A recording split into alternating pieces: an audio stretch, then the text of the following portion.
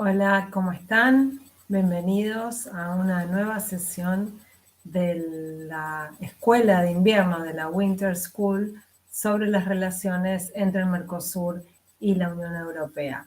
Les recuerdo que esta es una actividad que se enmarca en la cátedra Jean Monnet de la Universidad Nacional de Rosario en Argentina. Vamos a pasar a ver hoy, de forma bastante breve, uno de los elementos básicos que pueden explicar mucho de la dinámica del Mercosur. Me estoy refiriendo a la convergencia o a la divergencia política e ideológica entre Brasil y Argentina, entre el gobierno de Brasil y el gobierno de Argentina. Esto ha marcado la cadencia de la relación entre ambos países y además ha tenido un fuerte impacto también en el desarrollo del propio bloque del Cono Sur. Así que les voy a hacer una presentación de PowerPoint de manera de poder ver esta cuestión. Bueno, entonces, como les decía, en la sesión de hoy vamos a tratar de analizar de alguna manera la convergencia o la divergencia política ideológica de Argentina y Brasil y cómo esto ha afectado de alguna manera los vaivenes, el propio desarrollo, las propias dinámicas del Mercosur. ¿Y por qué termina siendo un factor que impacta en la dinámica del Mercosur?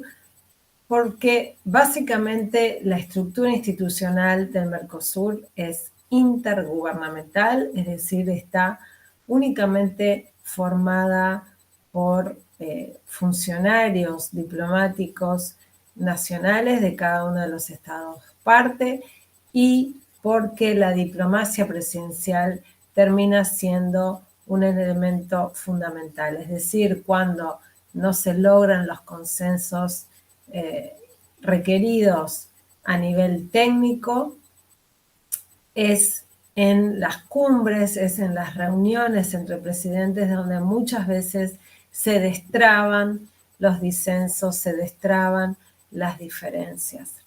Esta fuerte diplomacia presidencial, es decir, este caso extremo de intergubernamentalismo, es conocido como interpresidencialismo. Ha sido Andrés Malamud quien ha acuñado este término. Por lo tanto, si muchas de las cuestiones se terminan dirimiendo entre presidentes, está claro que este factor de convergencia o divergencia política e ideológica de los presidentes de turno termina teniendo una importancia suprema. ¿A qué nos estamos refiriendo cuando hablamos de este elemento? La integración depende muchas veces más del éxito de las cumbres entre los presidentes y de los entendimientos entre los presidentes que de la propia dinámica institucional a más largo plazo, digamos. Entonces, la ideología de los poderes ejecutivos termina siendo un factor esencial de integración en oposición a una visión del regionalismo que estaría basada únicamente o principalmente en intereses materiales. Entonces, el éxito y el fracaso, los vaivenes, los retrocesos, los periodos de inercia, de amesetamiento de esta integración regional se van a explicar en parte, parcialmente, por esta convergencia o divergencia en términos político-ideológicos de los presidentes de los estados parte. Ya podemos notar esta impronta en los que fueron los antecedentes inmediatos del Mercosur. Recordemos que regresa la democracia al Cono Sur. Eso implicó la desaparición de las hipótesis de conflicto entre Argentina y Brasil, que habían estado tan presentes, sobre todo en los las décadas de los 60 y los 70, en manos, los gobiernos en manos de militares. Y la foto que vemos en esta diapositiva es una foto tomada el 29 de noviembre de 1985 con ocasión de la inauguración del Puente de la Fraternidad, que une Puerto Iguazú con Foz de Iguazú. Fue la primera obra de su tipo construida entre Argentina y Brasil desde la inauguración en 1947 del Puente Internacional que une Paso de los Libres y Uruguayana. Acá vemos a Raúl Alfonsín y a José Sarney, los presidentes del regreso a la democracia, quienes comulgaron sobre todo en el enfoque heterodoxo en materia económica en cada uno de sus países, pero que se manifestó también en cuanto a la integración regional. Y fue con este enfoque que Alfonsín y Sarney sentaron las bases de lo que hoy es el Mercosur. Es importante reseñar la Declaración de Iguazú del 30 de noviembre de 1985 porque aquí se plasma de manera muy patente cuál era la visión, el modelo que se tenía pensado en mente en ese momento para la construcción de la integración bilateral, por lo menos en ese momento, ¿no? Era un modelo gradual, sectorial, flexible. Se hablaba en esta declaración de Iguazú de la intención de cooperar e integrarse en áreas de complementación industrial, energía, transporte, comunicaciones, en las cuestiones científico-técnicos, de comercio bilateral y con terceros mercados. Es interesante notar también que en cuanto a las cuestiones comerciales, se hablaba de iniciativas de expansión y equilibrio del intercambio comercial entre Argentina y Brasil a los fines de incentivar la cooperación económica y comercial, diversificar el intercambio bilateral y con terceros mercados. Lo que estamos viendo es una impronta no netamente comercialista, sino una impronta bastante flexible, donde no solamente se incorporaba la cuestión del comercio, sino que se incorporaran otras áreas. Y en todo caso, el comercio pasaba a ser una área más de cooperación y de integración, y no la única ni la principal.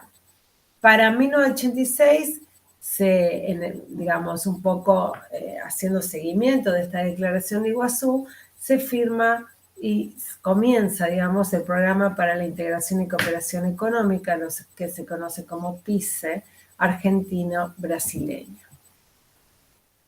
Ahora bien, la fundación del Mercosur en realidad va a estar en manos de otros presidentes. En el caso de Argentina, la presidencia estaba en manos de Carlos Menem y en el caso de Brasil, en manos de Fernando Collor de Mello. Estos dos presidentes, Menem y Collor de Mello, van a coincidir nuevamente, pero en otros términos. Van a coincidir en la necesidad de liberalizar la economía, de abrir la economía, de acoplarse a Estados Unidos como eje de la política exterior. Y en esos términos también terminan firmando el Tratado de Asunción del 26 de marzo de 1991 Andrés Rodríguez por parte de Paraguay y Luis Alberto Lacalle por parte de Uruguay. Entonces, más allá de los antecedentes y de la visión y el modelo de los antecedentes del Mercosur con los gobiernos de Alfonsín y Sarney, el Mercosur va a nacer dentro del modelo de regionalismo abierto, muy lejos de la impronta que quisieron darle los presidentes del regreso a la democracia. El Mercosur así va a poner énfasis en la apertura, en la liberalización comercial, en el acceso a mercados y el enfoque va a ser universal, automático y lineal. Es decir, hay una fuerte primacía de lo comercial, de lo económico sobre lo político, con una estructura institucional muy débil, un fuerte papel de los dos socios mayores y obviamente un alto grado de control por parte de los poderes ejecutivos sobre todo el proceso de integración. Siguiendo adelante, digamos, en términos cronológicos, en los años 90, Menem va a seguir presidiendo Argentina, pero llega a la presidencia de Brasil en 1995 el sociólogo Fernando Henrique Cardoso. Aquí vamos a encontrar algunos disensos, algunas tensiones, sobre todo porque se dieron algunas iniciativas unilaterales sin ser consensuadas por parte del gobierno brasileño, ni sin ser informadas previamente a los gobiernos argentinos, como por ejemplo el lanzamiento de la propuesta de una asociación, un área de libre comercio sudamericana por parte de Itamar Franco, que fue el predecesor de Fernando Henrique, o la iniciativa IRSA del propio Fernando Henrique. Entonces, fueron apareciendo así en el plano regional ciertas tensiones, también desacuerdos con el menemismo respecto a la propuesta brasileña de reforma del Consejo de Seguridad de Naciones Unidas. También había algunas diferencias respecto de cómo actuar frente a la iniciativa norteamericana del ALCA. Aún así, digamos, más allá de estos desacuerdos que estoy marcando, siempre estuvieron matizados o suavizados en torno a una visión favorable, convergente, respecto de dos cuestiones: la globalización financiera y el orden internacional liberal. Siguiendo adelante en el tiempo, nos vamos a encontrar claramente con la crisis fuerte de Brasil, luego continuado por la crisis de Argentina, es decir, estamos hablando del periodo de 1998 al 2001, que comienza con la devaluación del real en más de un 50% entre 1998 y 1999, lo que afectó claramente y directamente la competitividad relativa de los estados parte. Hubo un fuerte perjuicio para las exportaciones de los socios de Brasil, esto llevó a fuertes fricciones comerciales y fue la primera gran crisis del Mercosur que puso en jaque la propia funcionalidad del proceso de integración. Sin embargo, en Argentina ya gobernaba Fernando de la Rúa y el gobierno de la Rúa intentó equilibrar la dependencia con Estados Unidos mirando a Brasil. Por ejemplo, esto se pudo manifestar en la primera cumbre de presidentes de América del Sur, impulsada en su momento por Cardoso en 2000, que fue acompañada por el gobierno de la Rúa en la Casa Rosada. Aquí lo que encontramos es cierta coincidencia en las visiones socialdemócratas de la Rúa con el presidente brasileño, y esta coincidencia ayudó a transitar una coyuntura muy delicada, muy compleja para el relacionamiento mutuo y para el propio Mercosur. Y este periodo, este breve periodo de crisis, digamos, que se inicia en el 98, se agrava con la crisis del 2001 en Argentina. Si hablamos de la crisis del 2001 en Argentina, tenemos que hablar de un periodo de tremenda inestabilidad política, institucional y económica en Argentina, lo cual, por supuesto, tuvo sus repercusiones en el relacionamiento con Brasil y en el Mercosur en particular. El breve periodo de Eduardo Duhalde como presidente de Argentina coincidió con el año electoral brasileño. El gobierno de Fernando Henrique Cardoso fue un aliado externo clave para Duhalde. En realidad, ambas administraciones, ambos gobiernos tenían una fuerte intencionalidad y un fuerte deseo de lograr cierta estabilidad. Ese fue, digamos, un activo central a preservar por ambos gobiernos. La crisis argentina generó mucha preocupación en Brasilia. se salió rápidamente a respaldar al gobierno interino, y también muchas expectativas en San Pablo, porque aparecían las oportunidades de inversión tras el fin de la convertibilidad. En enero de 2003 llega al gobierno brasileño por primera vez Luis Ignacio Lula da Silva, y allí sí confluyen muy rápidamente las visiones regionales y económicas. Es decir, los planteos neodesarrollistas en Brasil van a tener eco sobre todo en el Ministerio de Economía argentino, que estaba al mando de Roberto Lavagna, y también se hizo eco el gobierno argentino de la propuesta de la iniciativa de relanzar el Mercosur luego de las graves crisis que se fueron dando desde 1998. Simbólicamente es importante remarcar que Duhalde viaja a la asunción de Lula da Silva, y han pasado los años y sin embargo fue el último presidente argentino en asistir a una ceremonia de ese tipo.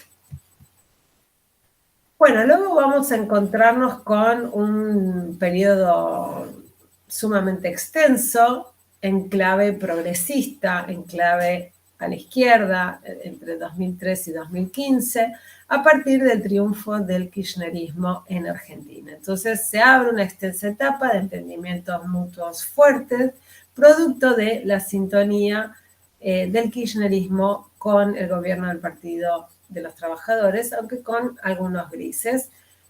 Hay que tener en cuenta, por ejemplo, que diferentes sectores del empresariado brasileño no terminaban de sentirse muy cómodos con la dinámica adquirida.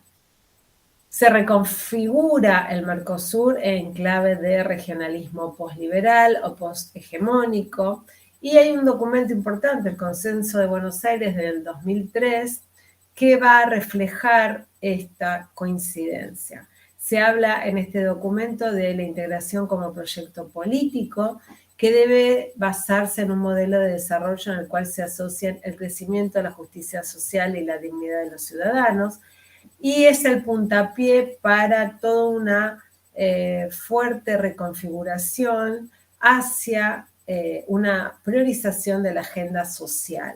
Es decir, que esta agenda social, política, ciudadana va a tener preferencia por encima de la agenda de liberalización comercial.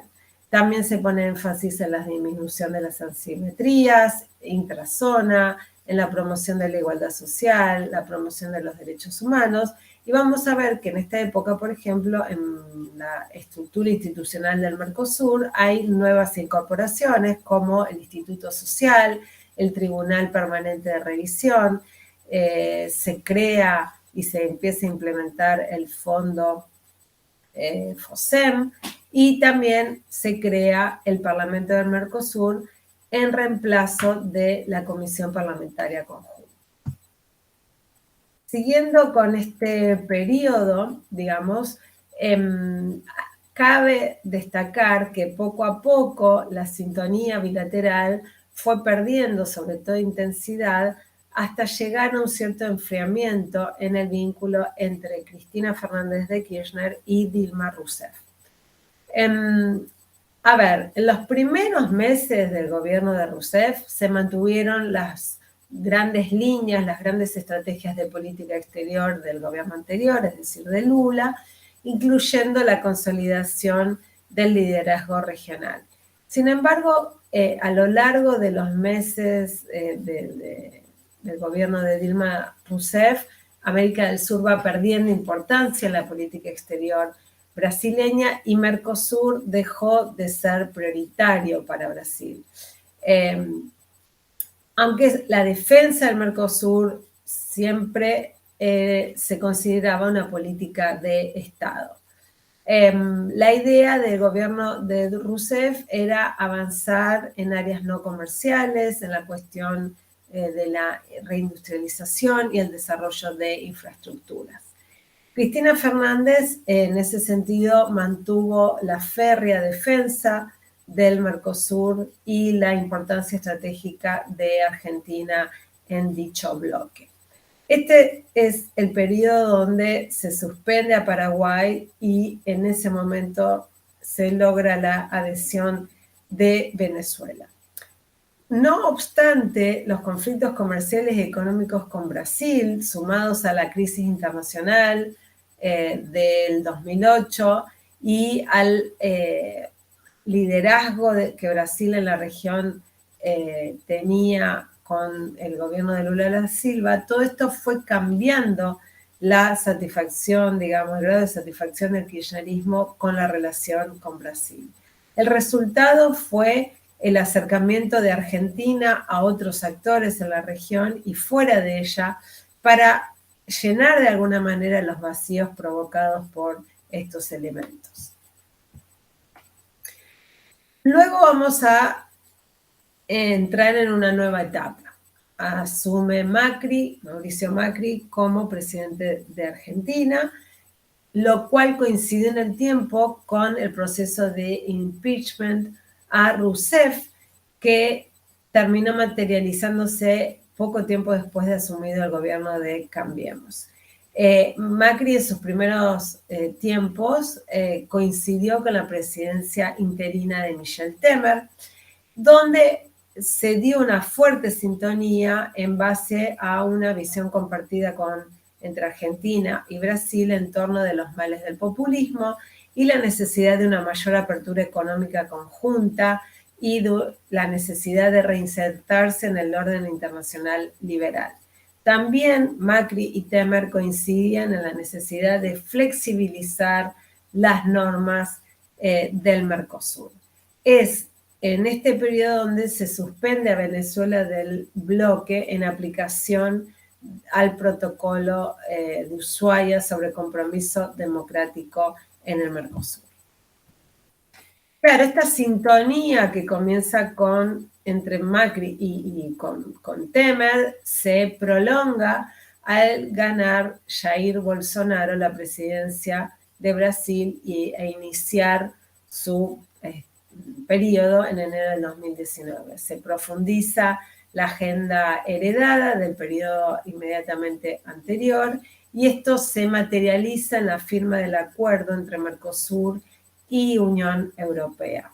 También se manifiesta una importante sintonía regional en relación con el tema de Venezuela, pero hay que matizar algunas de estas afirmaciones. La decisión de Bolsonaro de visitar Chile como primer destino internacional mostró el lugar secundario de Argentina en su política exterior. Además, el conservadurismo recalcitrante de Bolsonaro y la visión antiglobalización de un sector del gobierno de Bolsonaro fueron puntos disonantes con el gobierno de Macri. De todas maneras, terminaron siendo elementos funcionales a Macri, quien logró mostrarse como un referente de la derecha moderna y liberal de la región, teniendo en cuenta estos factores que caracterizaban a la administración Bolsonaro. Una vez que cambia el gobierno en Argentina y triunfa Alberto Fernández en octubre del 2019, volvemos a estar en un periodo de divergencias. La victoria del kirchnerismo fue un baldazo de agua fría para el gobierno de Bolsonaro, quien había jugado abiertamente a favor de la continuidad de Macri.